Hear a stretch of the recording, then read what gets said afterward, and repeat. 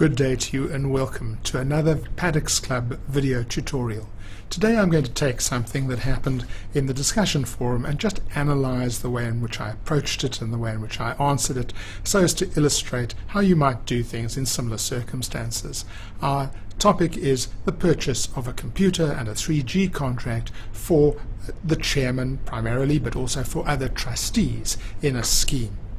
And the story, as told by Sinead Cullen, was, or the query in which the way in which she put it, was the trustees have approved the purchase of a laptop and a 3G contract for the sole use of the chairman and/or trustees using body corporate funds.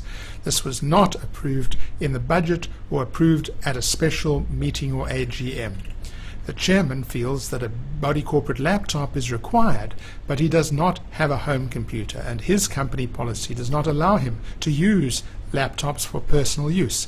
The laptop will be an asset of the body corporate and passed down to the next chairman when required. And the question specifically is, please advise if this is allowed and if it should be approved at a special meeting or an AGM, or can it be approved by a trustee meeting and the other owners just informed of the decisions. So what did I think of when this thing came up? Well, the background considerations I took into account, and there may be others, but these are the ones that went through my mind.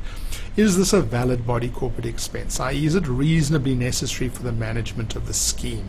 And that, of course, is a decision tree. It's either yes or no in all the particular circumstances of this scheme. If there could be another way that it could be done without undertaking this ongoing expense, that probably would be a better way. But if there's not, if this is the most practical, sensible solution in the circumstances, well, yes, it could be a valid body corporate purchase.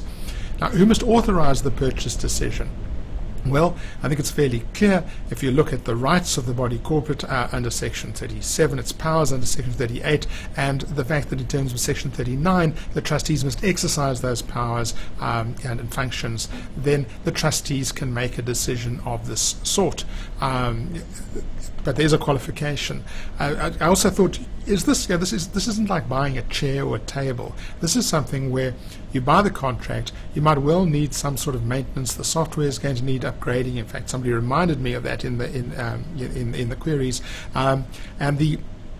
You're going to need the 3G contract will have to be paid every month. So it's an ongoing expense one is undertaking. It's not just this much. You're going to have to budget now for this ongoing maintenance and use costs over the next few financial years, or as long until the laptop is sold or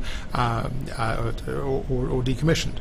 Is the proposed expense covered by an approved budget? This is important. Although the trustees may have the right to make the decision, the framework, the financial framework that the owners have given them to work in is in the budget approved at the last AGM. So are they working within their approved budget or not? If there is something for administrative expenses and they can take it out of that, fair enough. If they can't, well, then they really don't have a mandate to buy it, even though they might have the power to do so in other circumstances.